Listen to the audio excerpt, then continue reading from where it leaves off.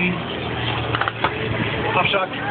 Avšak vieme, že vedia nám nasimulovať útok motoru. Vzhľadom na to, že tieto motory sú podobné, alebo zvuk tých motorov je podobný tým zvukom, ktoré sa vtedy používali, samozrejme sú o stovky koňov slabšie, ale aspoň nám nasimulujú, čo vtedy ľudia zažívali. A či už ruskí, alebo vojaci Červenej armády, alebo nemeckí vojaci, vždy treba povedať, že boli z toho trošku nešťastní, keď videli, že nad nimi lietajú lietadlá. Samozrejme, každú chvíľu ich môžu zostreliť.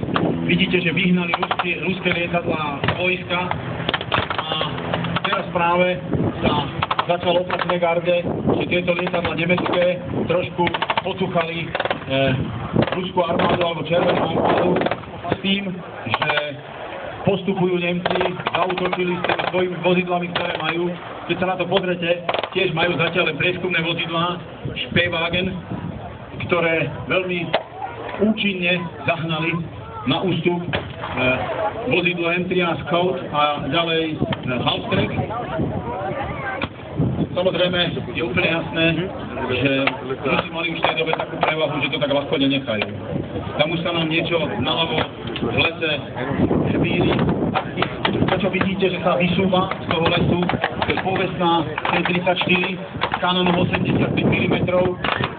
Tomu kanónu 85 mm bol to jeden z posledných vzorov T-34.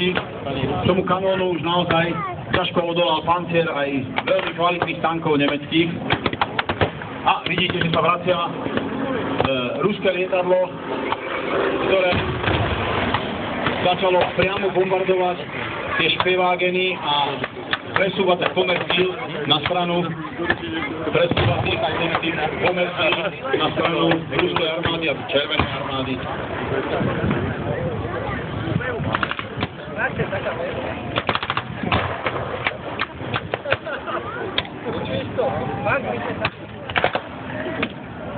Takže vidíte, vážení priatelia, že nemecká armáda zaujala pozície muž proti mužovi.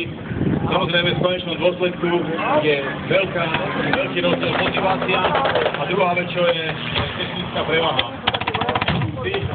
Že teraz práve ste videli výstrel z kanóna ZIS-3, ktorý pozície nemeckého odstrelu.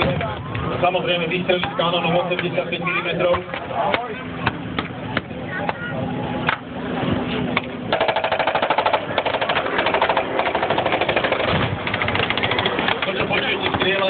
Je buď M-34 alebo M-42, nemecký kulomet, ktorý sa, najmä M-42 sa vyznačoval jednou veľmi vysokou kadenciou.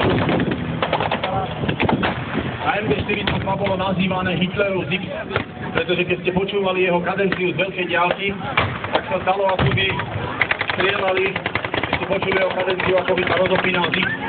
Že preto sa to hovorilo tomu M-42 Hitlerov Zix.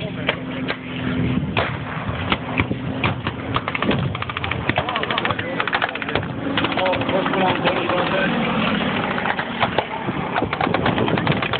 Ale približili sme vám to presne tak, jak to bolo. Áno, aj vtedy horela tráva, áno, aj vtedy to bolo veľmi nebezpečné pre obe strany zúčastnené a obe zúčastnené strany snažili získať svoju prevahu. Vidíte, T-34, obidva tanky sa stavajú proti práve prichádzajúcemu tanku Tiger. Samozrejme, v tomto prípade sa jedná o kópiu toho Tigra, ale môžete si predstavu i o ňom spraviť. A viete, že ten tank bol pokrytý takou pastou, a tomu hovorilo Cimerik. To bola pasta proti primagnetovaniu magnetických mín. 88 mm kanón prehovoril. Bol to jeden z najúspešnejších kanónov druhej svetovej vojny. To bol kanón, ktorý bol pôvodne určený protilietadlovo. Dostrelil naozaj veľmi vysoko.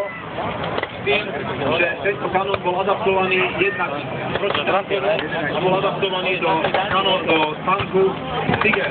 Vidíte, že tank T-34, jeden aj druhý, dostal priamy zásah.